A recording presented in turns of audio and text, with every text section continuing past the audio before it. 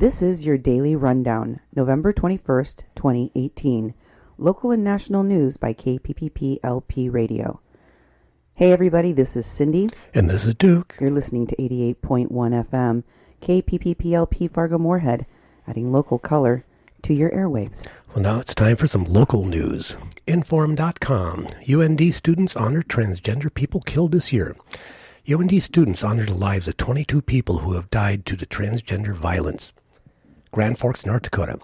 Students at the University of North Dakota are honoring the lives of transgender people killed this year, November 20th, for Transgender Day of Remembrance. Students are gathering at Christus Rex Lutheran Campus Center to read the names of transgender people killed since last year. The service is designed as a way to have a conversation about a difficult topic in our community. The Human Rights Campaign said at least 22 people were killed nationwide this year due to anti-transgender violence. UND students will be putting out candles as the names of each person are read, symbolizing each death. They're either murdered on the basis of their gender identity or gender expression, said event organizer Jeff Gibson. So tonight is about celebrating their lives, remembering them, and honoring them. Wow, it's a great event. There are so many people that are killed every year and that go missing that are transgender or that are attacked because they are.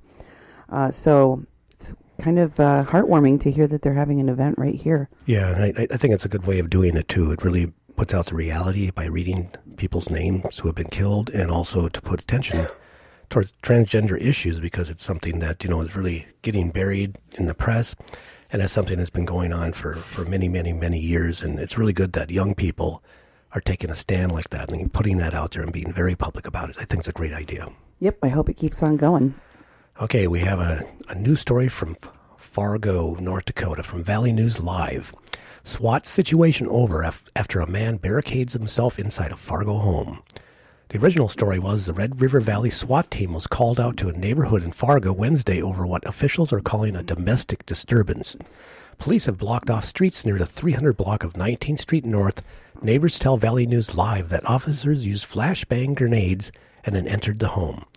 A reporter on the scene tells us the scene is clear now and traffic can go through. She tells us she talked with neighbors in the area who say they heard what sounded like a gunshot early this morning around 4 a.m. They say people have only lived in that house for about a week now. Pete Saba owns the house. Stay with us as we continue to get more details around what happened. And then there was an update. A SWAT situation is over after a man barricaded himself inside a home following a domestic disturbance call. A woman that was inside the home is safe. Police, however, are still looking for the man who may have gotten away. Fargo police were not able to say whether or not the man is a threat to the public. All streets that have been blocked off are now open. So, I was reading online in social media, and I saw that one of the people that was witness to this swatting says that there wasn't anybody home. Really? This is what the witness said. He said that there was nobody home, that a flashbang grenade was dropped by one of the SWAT officers in the yard. Oh boy. In the front yard of the house, and that it was an accident, and that the SWAT team had to retreat a few times during the incident. Of course, none of this is confirmed, but it does seem to correlate with the flashbang that other witnesses and neighbors heard outside. In addition to that, he claims they used a robot that crashed into the stairs. There was only 3 steps, and they kept crashing the robot. Oh, boy. I think that the use of a SWAT team for a domestic disturbance is ridiculous. I think Fargo just wants to trot out their SWAT team whenever they can for suicides, for unnecessary issues like a 14-year-old girl in a hotel room like they did years ago. And, I just think it's ridiculous that they keep on flexing their muscles and using these weapons and approaching things in this sort of way, like it's, it's a bomber or something happening. And they used to, walk up to the door and talk to people. And those days look like they're gone. Yes, definitely. And in national news, a student who refused to stand for the Pledge of Allegiance was expelled for that, has now been backed by the Texas Attorney General. So months after this student was expelled, she is a black student, For refusing to stand for her school's Pledge of Allegiance, the Texas Attorney General in intervening on the school's behalf. The mother of Winfred High School senior India Landry launched a legal battle against the Houston area school, saying her daughter wasn't able to practice free speech. India, who is now 18, was sent home last year after sitting during the pledge. Her mother, Kizzy Landry, said she came to pick India up from school, and the school provided little details as to why her daughter was kicked out. Later, the principal told the mother, "She can't come to my school if she won't stand for the pledge." India said she sat during the pledge before the incident and wasn't punished in previous occasions. "I don't think that the flag is what it says it's for liberty and justice for all. It's not obviously what's going on in America today," India said last year. According to Texas law, students must recite the pledge unless they have a parent or guardian's permission to opt out. Houston attorney Randall Kalinin has filed a federal lawsuit on Landry's behalf. He argues that the free speech protections also apply to silent protests, saying, quote, "School children cannot unilaterally refuse," this is the Texas Attorney General.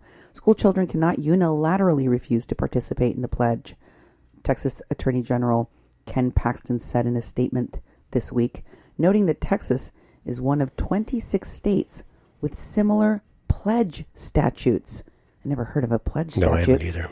Saying requiring the pledge to be recited at the start of every school day has the laudable results of fostering respect for our flag and a patriotic love of our country. Kalinin has dismissed Paxton's involvement as a political move, saying he's confident his client will prevail and she will once again be able to sit for the Pledge of Allegiance. Wow, there's 26 states that have pledge statutes that it's against the law to not stand, and the whole idea that the Pledge of Allegiance has been indoctrinated into our school system, and you're expected to recite this thing. It sounds like propaganda, and I believe too that it's against the person's free speech rights, because you shouldn't have to recite something you don't believe in, and just because the school is putting it out there that they have to each student has to do this, and then this idea that you can get expelled for not standing and reciting this Pledge of Allegiance, I think it's bizarre. It's kind of like what's happened with our schools with the resource officers, that you go to almost every school and they have police in the schools.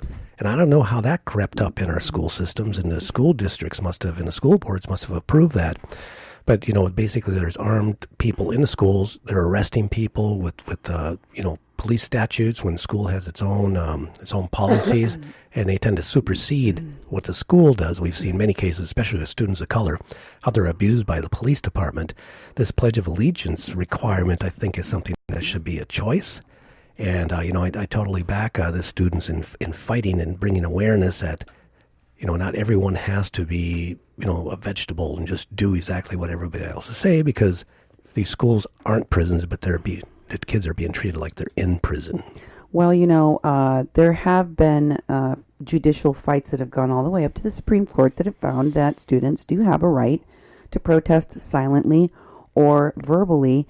And even, I believe, the case that made it to the Supreme Court was about the wearing a band on their arm or some kind of clothing that they were using to express themselves at school that they were kicked out for, and it was upheld. I don't believe that these 26 states have been tested at that level. I don't think that anybody has, taken a case and fought this argument all the way up to the Supreme Court to have them determine whether or not this is an unconstitutional violation of her rights. And unfortunately, not just schools, but any other institution or business like the shopping malls of America can unilaterally make decisions and enforce them, even if they're unconstitutional or illegal. And the only way that you can reverse that is by having enough money and enough time to fight that all the way through the court system, unfortunately. Wow. Well, in other bizarre news, we've got Supreme Court Justice fighting with the president. The Wall Street Journal reports that, as you may recall, Justice Roberts, after the White House and President Trump's statements about the Ninth Circuit and how it was an Obama judge that made this ruling about asylum seekers having the right to request asylum and placing an injunction on the president, stopping him from denying access to asylum seekers at our southern border. Trump was furious, and he said these things about the Ninth Circuit, that it was not independent, that they were dangerous rulings coming out of the Ninth Circuit. He wanted an investigation of the Ninth Circuit, which prompted a very unusual and rarely seen statement from Chief Justice John Roberts, who said that we do not have Obama judges or Trump judges, Bush judges or Clinton judges. Roberts said, what we have is an extraordinary group of dedicated judges doing their level best to equal rights to those before them, to do equally right to those appearing before them. One of the reasons that the Supreme Court doesn't normally comment on anything in public is because of the appearance that the justices need to keep of being independent, and out of the fray. But you can imagine what upset caused this justice to make a comment defending, because Trump, I was aghast when I heard Trump say that about the Ninth Circuit. I literally went, I drew in a breath. I thought, he's now he's attacked our intelligence. President Trump has attacked our intelligence. He's disrespected our veterans on this recent Veterans Day by not going to Arlington Cemetery and skipping out on the events in France. And now he's attacking the judiciary branch, and it's shocking.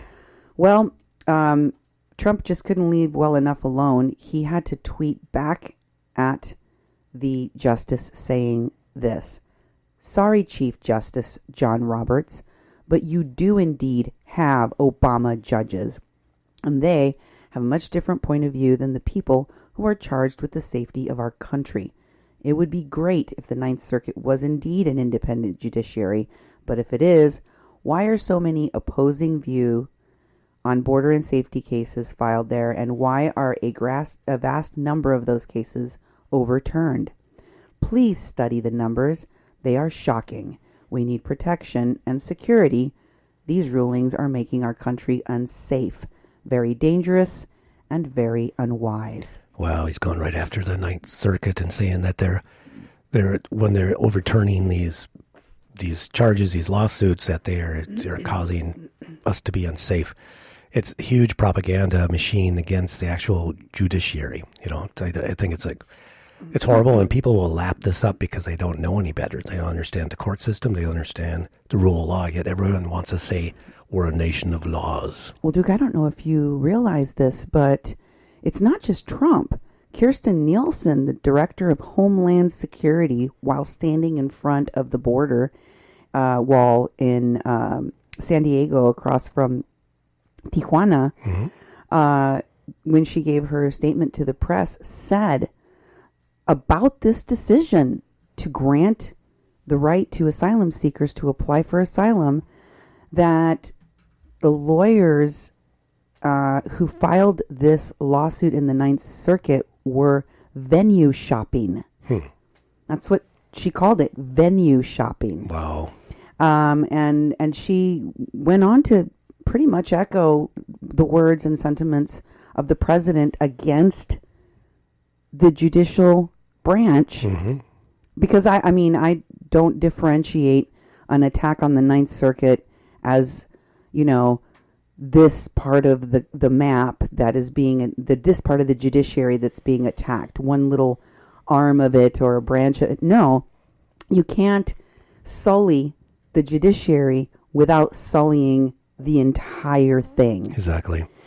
So Trump is fighting with the judiciary branch of the government, The intelligence branch, and the legislative branch, and he is the administrative branch. So he's basically, that's two out of three, which only leaves the administrative branch. And it sounds like dictatorship.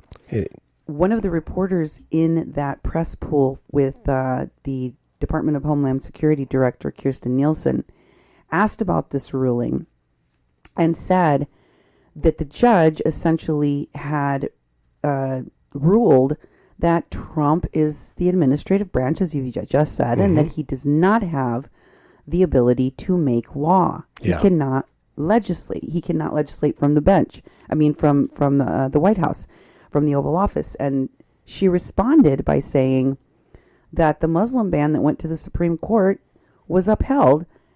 And it was kind of a retort like, oh, yeah? Well, bam. Look, he did make law right there. Yeah. So you're wrong. Wow. It's very dangerous that the Department of Homeland Security is defending the right of the president to make law by fiat. Mm-hmm. Disturbing. It is. What else have we got here? The Root reports that a white man allegedly pulled a gun on black Muslim teens in a Minnesota McDonald's, and the manager handled it terribly. Minnesota investigators are reviewing an incident at an Eden Prairie McDonald's in which a white man allegedly pulled out a gun on a group of black Muslim teens. Some of the confrontation was captured in a short video which shows a group of teenagers, some of whom are wearing hijab, gathered around the man. As one teen approaches the older man, he shoves the teen and heads to the door before he turns around and seems to pull a gun out on the kids. The gun isn't visible in the video, but the reaction once he turns around is instantaneous, with the teens jumping back and crying, "He has a gun," ripping through the restaurant. Cries of "He has a gun," ripping through the restaurant. Terrifying situation. One of the kids tweeted at McDonald's saying, "Is this what you stand for? We were just trying to order when this man said racist remarks, claimed to be touched," which really, he pushed a kid as seen in the video, pulled a gun out on kids, and you still kicked us out knowing we were in danger. Oh. What is arguably as disturbing as this report of this man pulling a gun on teenagers, if not more so, is the reaction of the McDonald's staffers who immediately told the kids they had to leave the store. A white woman, presumably the store manager, approached the teens and began yelling at them to leave the store. When one of them told her the man who just left had a gun that he pointed at them, she yelled back, "I don't give an F. Get out of my store now." Another McDonald's customer intervened, admonishing the manager for sending the kids outside after someone had just pulled a gun on them. "Don't send them out there with that dude who just pulled an effing gun on them," one man says. "You better call the effing cops. It's what you gotta do." According to 16-year-old Farida Osman, who BuzzFeed reported on, posted another video in which a McDonald's employee told the group that the man had pulled the gun on them for a reason. As to what started the confrontation, one of the teens, Farida, told the website Muslim Girl that a friend was attempting to pay for her order with Apple Pay, which she had not used before, when the white man asked, "You're probably using EBT, a form of welfare benefits," to which she immediately responded, "I'm black. It doesn't mean I use EBT." Farida recounted to Muslim Girl that the argument escalated as she and the man went back and forth, and friends came to her aid. If the EBT comment didn't make it abundantly clear, Farida told BuzzFeed that the man, who still has yet to be identified, profiled her and her friends. "I think it's because we're black and Muslim," she said. "I've had people being racist toward me before, but I've never had a gun pulled on me until now." She explained that as a Somali in Minnesota, Racial profiling isn't unusual. Usually people brush it aside, she said, but they look at our skin color and the hijab and say, what does it matter? I am just so thankful that one man who was there, referring to the customer who intervened against the store manager who tried to force them out, saying, I feel like if he wasn't there, we would have had to leave and they would have called the cops on us. We're children, she said, because white adults so frequently need to be reminded of this when facing black and brown kids.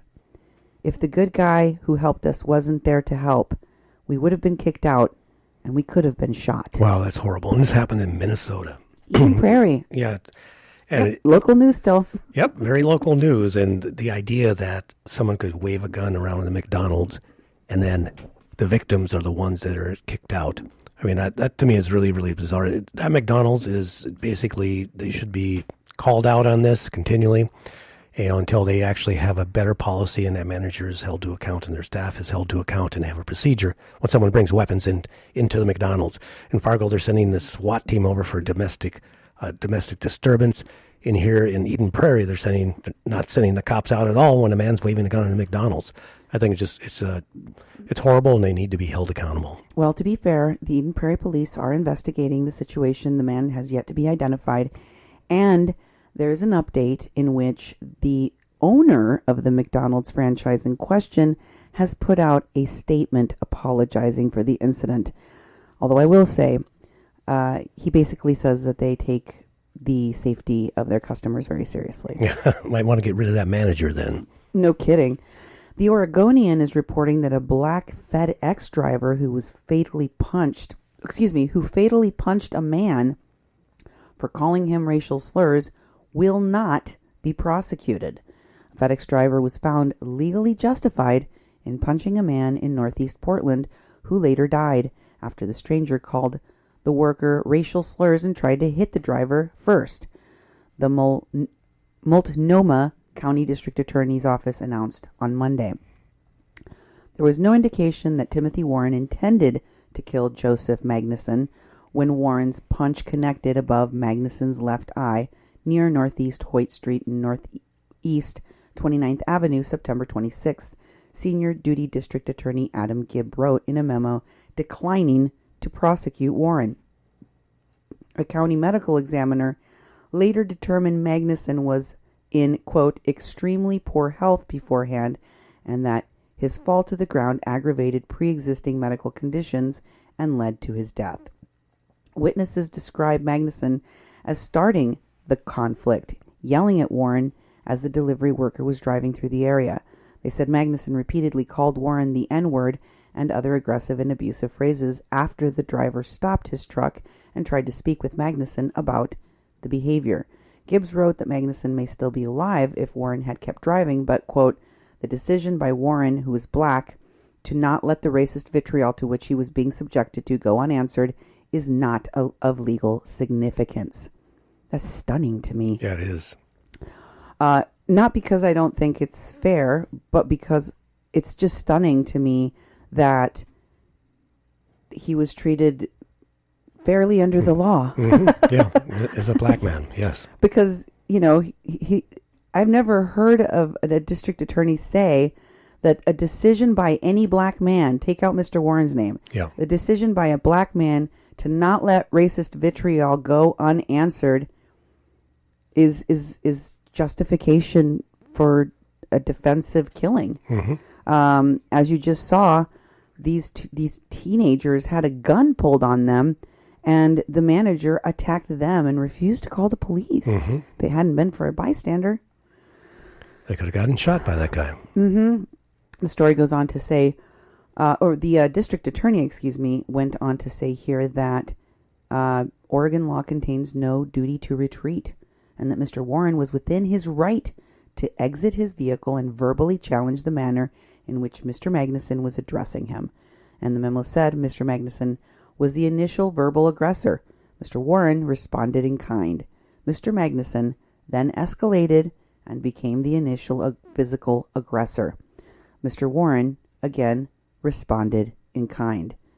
Monday was the first time authorities publicly announced Magnuson's death and that it had been under review by the district attorney's office.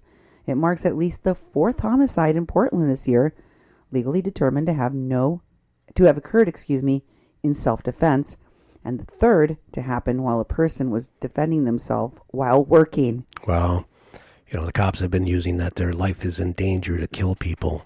And this is a defense. It's a self-defense issue. I don't condone, the killing of people and violence. I don't condone racism. And racism kills all sorts of people of color. But for this person to be vindicated and justified, and he had witnesses. I don't think if he didn't have these witnesses, that I don't think that it would have really went the way it did.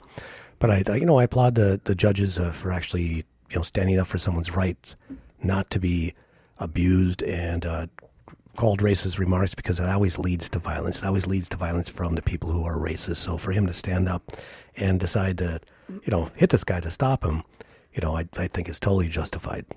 Well, I don't necessarily agree with using violence to correct a situation like this, even if this prosecutor says it's fine. On a personal level, I think violence is not the answer. But I will say that this really comes down to an accidental death. Yeah. And also, people should know that the man who died was living in a van near the park where this accident took place. So I think that the authorities probably, weighed his life literally, and didn't consider that. What I'm saying is, he was a white man. He died. Normally, black man, under whatever circumstances, accidental or otherwise, kills a white man, and there is going to be hell to pay. Yeah. And in this case, I think that if it had been any other man, somebody that had a family or, a little bit more respect or power in the community, and things could have been quite different. Definitely. Well, speaking of deaths, NPR's reporting American reportedly killed in a flurry of arrows as a tribe defends its island off India. They are hunter-gatherers who live on a remote forested island in the Indian Ocean. They do not use money. They restrict contact with the outside world and have been known to sling arrows at outsiders who approach their shores. They are the sentinelese of the last tribes untouched by modern civilization, and they may have just committed murder. An American man describes the local media as either an adventure tourist or a Christian missionary has been killed by tribesmen on North Sentinel Island, India. India police said Wednesday as of nightfall they were still trying to recover his body. A homicide case is pending. 7 local fishermen have been arrested and accused of facilitating the man's trip, police said. North Sentinel is part of the Anandam and Nicobar Islands, an Indian archipelago in the Bay of Bengal, hundreds of miles of mainland of India's southeastern coast. The Indian government restricts tourist travel to some of the islands. Indian census says the Sentinelese are dying out. Their population has fallen from 117 from a century ago to 39 in the most recent tally in 2001. They are protected by Indian law. Uploading video of them is illegal. Several international Survival International, which advocates for tribal groups' rights, urges outsiders to respect the wishes of the Sentinelese not to be contacted. If not, the entire tribe could be wiped out by disease to which they have no immunity, it says. An aerial photo of the North Sentinel taken by the Indian Coast Guard before the incident shows 2 dark-skinned tribesmen running towards the camera with what looks like long spears. A Christian missionary website called the Joshua Project lists the Sentinelese as 0% Christian and urges its followers to pray that the Indian government will allow Christians to earn the trust of the Sentinelese people and that they will be permitted to live among them. The victim is not been officially named, but the closest U.S. consulate in the Indian coastal city of Chennai said that it was aware of the reports concerning a missing American and it was working with local authorities. The man reportedly set off in a dinghy 5 days ago with the help of local fishermen, though his final approach to the island was made alone in a canoe, according to Adam Sirica, a newspaper based in the Anandam state capital. He was eager to make contact with the Sentinelese tribesmen and had visited the archipelago 5 times in the past. The newspaper said as soon as he set foot on the beach, he faced a flurry of arrows from the Agence France Presse reported. His body was reportedly spotted by fishermen the day after they last saw him alive. This happened before in 2006, and the Sentinelese killed 2 Indian fishermen when their boat broke loose and mistakenly drifted ashore.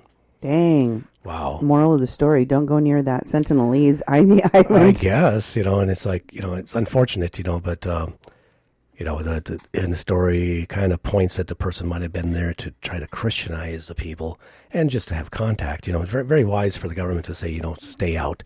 And there's very few people left of this cultural group, and I say let them live and not be bothered by, Western society. And again, I feel sad that, someone has died, but this is in the news and it's really something to think about. Well, the other thing is the motive for this person to go to an island that is restricted, where the people there are endangered. Honestly, Duke, it would be no different than if there was an island of any other endangered species that could eat you or attack you, and you decided to go there anyway. Yeah. There is a level of arrogance and a lack of regard for his own safety that he took on when he decided to go to an island that he knew he wasn't supposed to go to. Yeah, that's true. If in fact he was there to try to Christianize people. Nobody invited him to do that, and this is what can happen when you take those kinds of risks. Speaking of risks, the Denver Post is reporting that a pizzeria, Greenlee Pizzeria, had a Thanksgiving smallpox ad which is spurring outrage, disgust, and demands for discussion. Right Coast Pizza owner called the ad a mistake and is mulling over how to make it right. This Greeley Pizzeria put an ad out in a magazine that refers to the genocidal death of Native Americans and is now facing an outcry. The ad that Right Coast Pizza placed in a November issue of Bandwagon, a Greenlee-based music, arts, and entertainment publication, shows a woman holding a pizza box in front of a kneeling native wearing a headdress. The ad shows the woman saying, "Sorry about the smallpox. Want a slice of pepperoni?" Wow. Right Coast owner Justin Vogel on Sunday evening said he was trying to prevent circulation of the ad after he and Right Coast employees received phone calls and electronic messages lambasting their conduct. Bandwagon electronic versions of the ad have been removed. Vogel was trying not to be delinquent in minimizing circulation of print versions of the magazine, he said, and planned to meet Monday with Bandwagon's publishers. I don't know if the right term is racist. I don't know if you could call it racist. I don't know if it's racist. Yeah, I don't know if it's racist. But it is definitely not correct. It's basically making light of genocide. It is coarse and inappropriate, said Vogel, 32, who has owned this pizzeria in central Greenlee for 3.5 years and also owns one in Wheatridge. I take full responsibility. We screwed up. How can we make this right? Smallpox ranked among the most destructive diseases brought by European settlers. Scholars are exploring the extent to which smallpox was used as a biological weapon before settlers displaced, forcibly removed, and in some cases slaughtered native communities. The magazine's website says it circulates for free to Greenlee, Fort Collins, Loveland, Windsor, and more. Vogel says he put an ad in the Bandwagon before, and that when Bandwagon sales rep contacted him about what sort of ad he wanted for November, he told him to get creative and come up with something. So he's blaming this ad creation on the publisher, and the publisher, Bandwagon, have issued an apology saying to anyone that was offended by one of our ads, saying, those of you who responded so strongly to that ad are part of the same community that we are, and your voices are valid. The apology statement said the ad is insensitive, that both the magazine and the clients regret ever printing it, and that the creative team behind this advertisement went too far, and both the client and the publisher deeply regret the lack of quality control in letting this go to print. Well, what do they have for their advertising staff? A bunch of comedy writers that have bad comedy? I mean, how could someone let that go out and think that that was actually an appropriate ad? Just right before Thanksgiving, and make jokes about smallpox and oppression and genocide. The owner is like, oh, I didn't really know. I just told them be creative. We just need to get people in the door. Well, people aren't going to go in your door because of this. And I think the advertising agency should have done a lot stronger response, and actually probably should have maybe fired some people and put that in their response, and does not tolerate that sort of thing. Well, look, let me just tell you that the owner of this pizzeria claims that when the ad draft of this was sent to him, it was a very busy day. He didn't have it. He didn't look it over very carefully, I think, were the words that he said, and so he approved it. He approved the ad before it went to print, and then of course, what happened next? It went to print. Yeah. But I do think that it is a bit unfair to the business, to the pizzeria, that the ad agency came up. This was their idea, not the pizzeria's. That's true.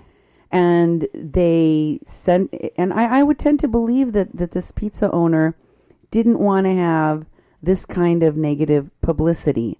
I believe that, he may not have been very careful in proofing the ad, but ultimately the fault really lies with the publisher here. That's true. And why did they let it go so far? It wasn't until people complained that they took issue with it. The ad publisher should have been looking it over, and even if it went out and they were like, oh, wait a minute, we actually put this out? But they weren't responding until it got complaints. Well, I used to be the editor of an arts and entertainment weekly. That's right. And what I can tell you is somebody up there in their editing team needs to be going through the ads as well as the text very carefully. Mm-hmm, mm-hmm. You want to take this next one? Yeah, also from NPR. Trump says that the U.S. will remain steadfast of partner of Saudis despite Khashoggi's killing. President Trump declared on Tuesday that his administration will remain a steadfast partner of Saudi Arabia, despite the CIA's assessment that Saudi Crown Prince Mohammed bin Salman personally approved the killing last month of journalist Jamal Khashoggi. Maybe he did, maybe he didn't, Trump said, of the Crown Prince's knowledge of the killing. The president's statement suggests he has no plans to further punish the Crown Prince of the Saudi government, although Trump said he would be open to punitive measures if Congress demands them. But he stressed he would weigh any such steps against American interests as he sees them. If we abandon Saudi Arabia, it would be a terrible mistake, Trump told reporters. The CIA has not publicly commented on its assessment, but according to an individual briefed on the matter, intelligence officials believe the Crown Prince approved Khashoggi's October 2nd killing as a Saudi consulate in Istanbul. Trump spoke over the weekend with CIA Director Gina Haspel. Trump noted his administration has already sanctioned 17 Saudis thought to have played a role in Khashoggi's killing, but he declined to go any further, stressing the closer strategic and economic ties the U.S. has with Saudi Arabia. We may never know all of the facts surrounding the murder of Mr. Jamal Khashoggi, Trump said in a statement. In any case, our relationship with the Kingdom of Saudi Arabia, they have been a great ally in our very important fight against Iran. The United States intends to remain steadfast partner of Saudi Arabia to ensure the interest of our country, Israel, and all other parts of the region. Secretary of State Mike Pompeo echoed that the assessment and remarks at the State Department, it's a mean, nasty world out there. The Middle East in particular, Pompeo said. It's the President's obligation and indeed the State Department's duty as well to ensure that we adopt policies that further America's national security. Wow. The President's statement drew swift criticism from some of the members of Congress. I fully realize we have to deal with bad actors and imperfect situations on the international stage, said Senator Lindsey Graham, Republican, South Carolina. However, when we lose our moral voice, we lose our strongest asset. Did he just realize that right now? I guess. Graham expects to see a bipartisan appetite among lawmakers for serious sanctions against Saudi Arabia, including members of the royal family. While Saudi Arabia is a strategic ally, the behavior of the Crown Prince in multiple ways has shown disrespect for the relationships and made him, in my view, beyond toxic, Graham said. I never thought I'd see the day when the White House would moonlight as a public relations firm for the Crown Prince of Saudi Arabia, retiring Senator Bob Corker, Republican Tennessee, the outgoing chairman of the Senate Foreign Relations Committee, wrote on Twitter. Senator Jean Shanine, Democrat New Hampshire, who serves on the Senate Foreign Relations and Armed Services Committee, accused Trump of siding with murderous foreign dictators over American intelligence professionals. Wow. Representative Adam Schiff, Democrat, California, the ranking Democrat on the House Intelligence Committee, said that in his view, it is inconceivable that Prince Salman was not involved. Salman was not involved in Khashoggi's killing. To suggest maybe he did and maybe he didn't, or that we are incapable of finding out the truth, or knowing that the truth or silence can be bought with arms sales, undermines the respect for the office of the presidency, the credibility of our intelligence community, and American standing as a champion of human rights, Schiff wrote.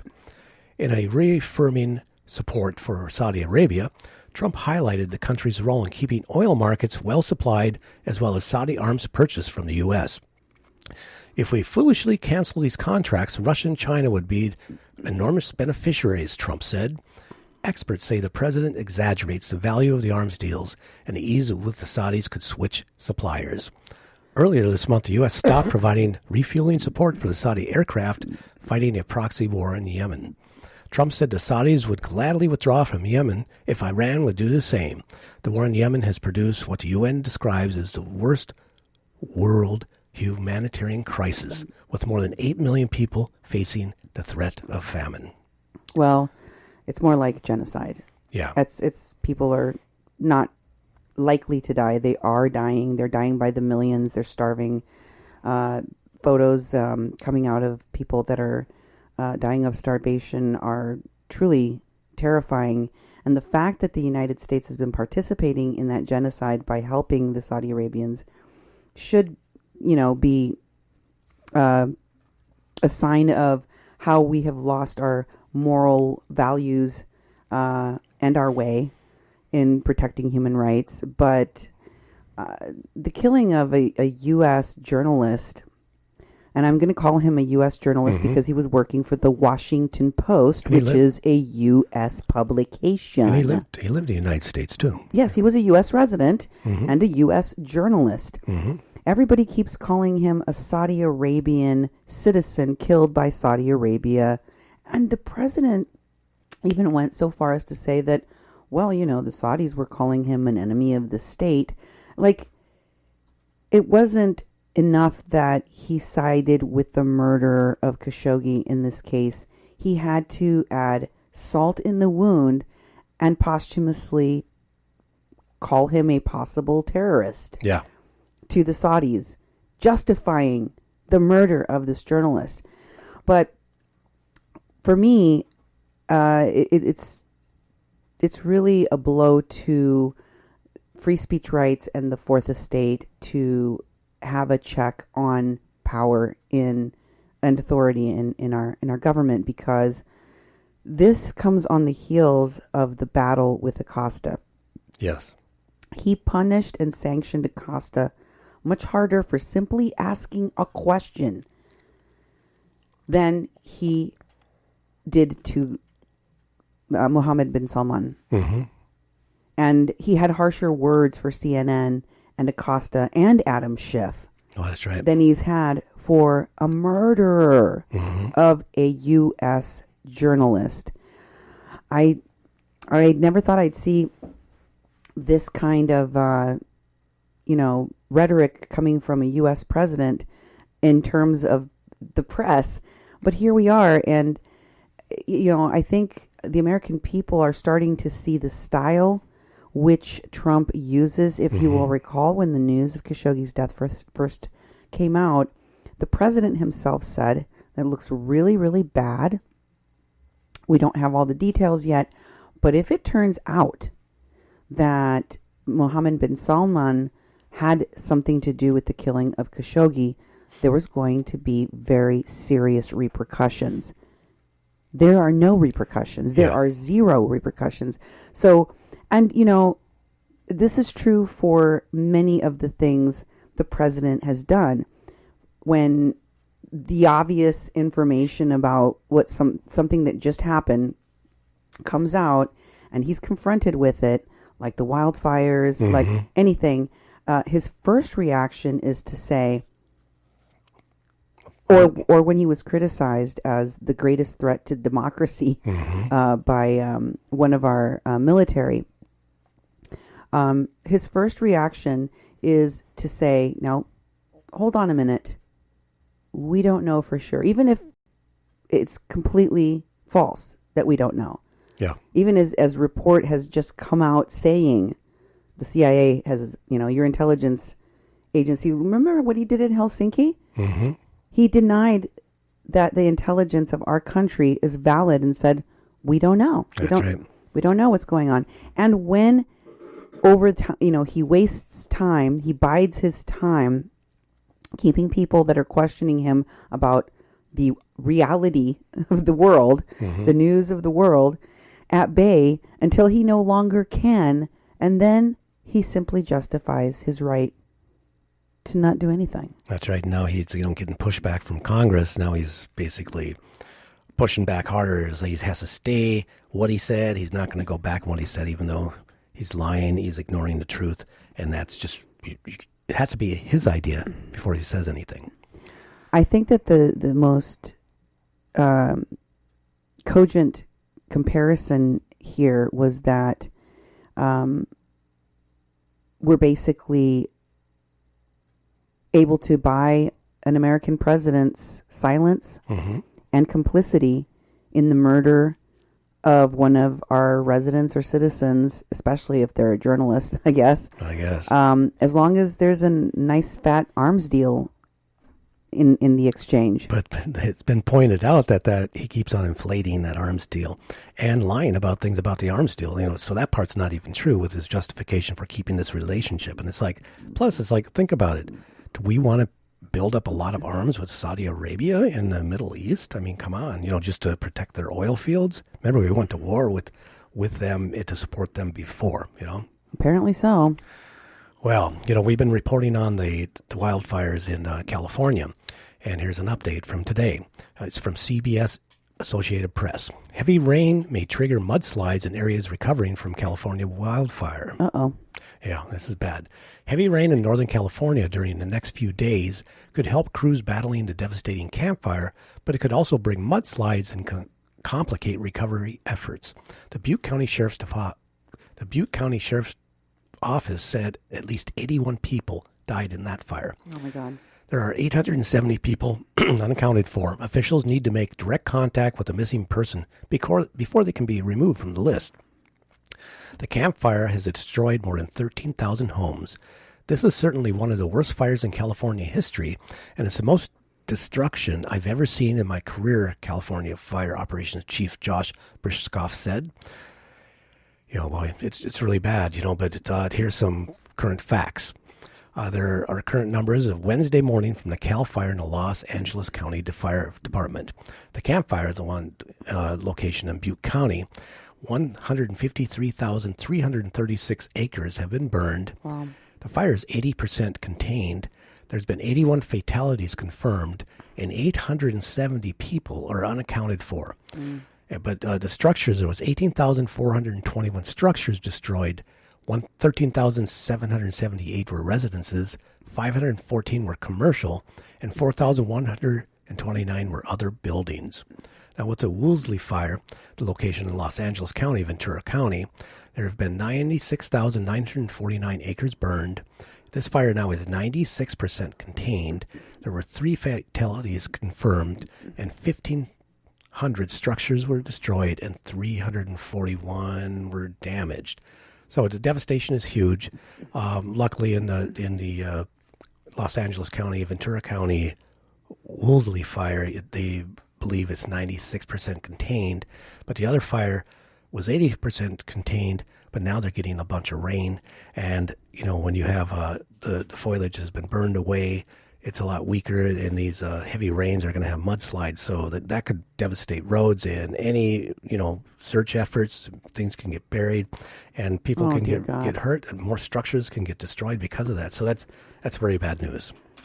If you pray, please pray for the people of California. They've got a lot of stuff going on. It's just the last thing that folks there that are displaced by the fires needed. Yeah, exactly. A bunch of rain. Horrible. Well, in NBC News, they are reporting, and I found this fascinating, that the boys and girls of white nationalism, the proud groups labeled extremists in the newly revealed FBI file. Membership in the Proud Boys girl got a female sheriff's deputy fired. So basically, a female sheriff's deputy is a member of a white nationalist group, and she got fired for it. Oh, okay. The Proud Boys, a combative far-right group of self-described Western chauvinists, have been branded as an extremist group with ties to white nationalism by the FBI, according to internal law enforcement documents, which also note they've spawned a sinister sister organization called the Proud Boys Girls. That is the organization that this sheriff's deputy joined. Okay. A new federal designation was revealed in an internal affairs report by a sheriff's department in Washington State, which was obtained by a watchdog group called Property of the People. The FBI has warned local law enforcement that the Proud Boys are actively recruiting in the Pacific Northwest, and that some in the group have contributed to the escalation of violence at political rallies held at college campuses. The report, dated July 5, states, Proud Boys have become known for their unapologetic misogyny, opposition to Muslims, and violent street brawls with so-called anti-fascist groups that made headlines, while group founder Gavin McGinnis, who also co-founded the now mainstream Vice Media, did not respond to requests for comments on the FBI's move. Proud Boys have long denied any connection to the racist elements of the alt-right and maintained they are a fraternal group opposed to political correctness and open to, quote, all races, religions, and sexual preferences. The FBI said in a statement distributed by spokeswoman Kelsey Piatranton that it does not police ideology. Quote, our focus is not on membership in... I think I've lost my place. Okay. Our focus is not on membership in particular groups, but on individuals who commit violence and criminal activity that constitutes a federal crime or poses a threat to national security. The FBI statement said, when it comes to domestic terrorism, our investigations focus solely on criminal activity and individuals, regardless of group membership, which appear to be intended to intimidate, coerce the civilian population, or influence policy and government by intimidation or coercion. In the report, Clark County Sheriff's Office detailed it had fired a deputy named Erin Willie, July 17, for failing to disclose that she was a member of the Proud Boys Girls. The Proud Boys Girls are believed to be an affiliate group of women who openly support the ideology of the Proud Boys. The FBI Seattle office is unsure of how many female members are active in the Pacific Northwest. The Proud Boy Girls group, founded in 2016, is mentioned on the Proud Boys website until recently and had a dedicated Facebook page with 3,200 likes. The Proud Boys even admit on their site that, quote, it may seem counterintuitive that a men-only group could have such a big female following. The admission followed with a testimonial from purported Proud Boy Girl member identified on the site as Gabriella Finch, who claims Proud Boys saved my marriage. Quote, I was completely done with it, but he won me back and fought hard for it, said Finch, who NBC News has been trying to locate for comment. The Southern Poverty Law Center, which tracks hate groups, said the FBI designation does not come as a surprise to them. Their disavowals of bigotry are belied by their actions, said the Southern Poverty Law Center's website. Rank and file Proud Boys leaders regularly spout white nationalist memes and maintain affiliations with known extremists. McGinnis himself has ties to the racist right, the Southern Poverty Law Center maintains. But the phenomenon of the Proud Boys girls is apparently so new, there's no mention of the sorority on this Southern Poverty Law Center's description of the Proud Boys. We honestly didn't know a whole lot about them, the Southern Poverty Law Center research analyst Keegan Hankes told NBC News on Tuesday. Wiley, 26, was a cadet with the Clark County Sheriff's Office, which is headquartered in Vancouver, Washington, from 2012 to 2014, and a probationary deputy from June 2017 until she was fired in July, according to the department.